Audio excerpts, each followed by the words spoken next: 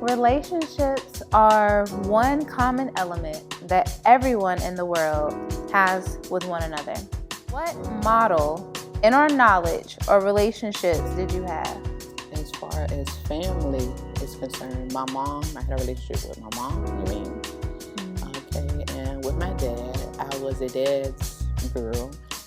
As a matter of fact, I think I played my mom and dad against each other a lot to get what I wanted, which wasn't good. But growing up, because of the choices I made as far as relationships and the person that I chose, my mom and dad wasn't happy with that.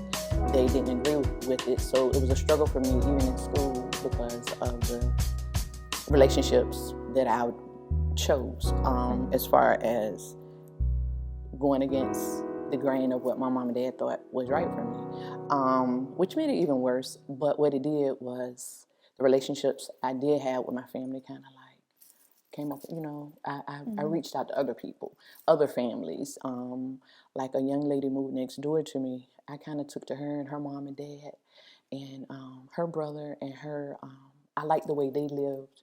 I would go over there and I'm hearing the song Tonight is the Night That You Make Me a Woman, and over at my mom and dad's house they're playing this hillbilly music and and stuff. And so I just adapted to them. And I was about 3 at the time when I met her, and she just became a very important part of my life. And from that point on, I migrated to her.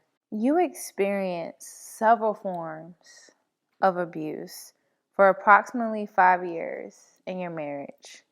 What was the turning point for you to say, I'm more than this and I deserve better?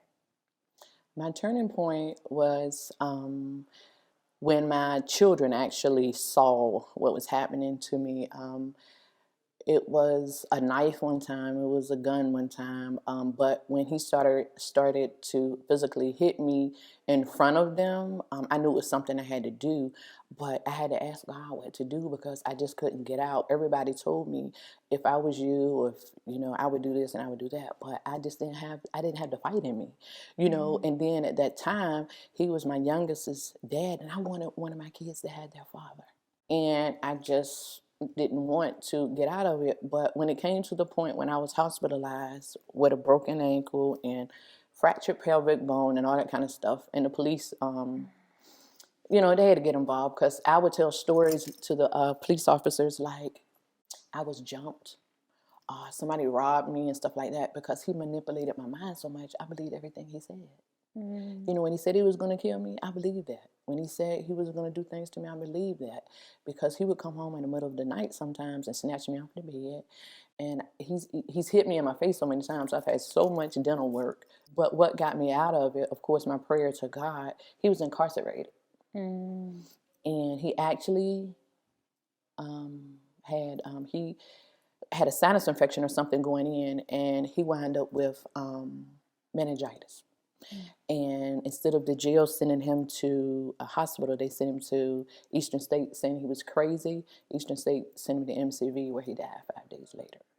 Now, of course, I was there all 5 days praying and asking God not to let him die. Because although he did what he did to me, I didn't want to see him dead. You know what I'm saying? But, I should have felt that. But even in everything he did to me, I didn't let him put me to the point that I hated him. I tried my best to love him and change him, but nothing I did could change him. What advice would you give to a woman when she's starting out in a relationship, but it turns to be abusive and she's trying to walk away?